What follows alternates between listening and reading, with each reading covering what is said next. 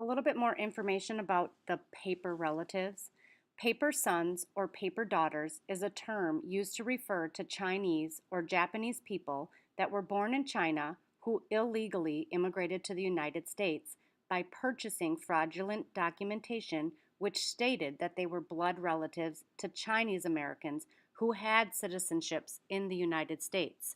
So, part of the law said that if you had relatives here that you could come here. So they would study the information while they were on ship and then throw it overboard so that they wouldn't get caught with it once they got to Angel Island. Now, not every single Chinese or Japanese immigrant that came to the United States was illegal. There were some that were here from the 1850s or 1860s and then had gone home and then had come back, but the documentation that showed that they were actually allowed to be in the United States or were American citizens in the West Coast in 1906, there was a fire in San Francisco and it burned everything down. So all the documentation that had been stored at City Hall no longer existed. So sometimes people had to resort to buying fraudulent documentation because the actual documentation that proved that they were legally able to come to the country no longer existed.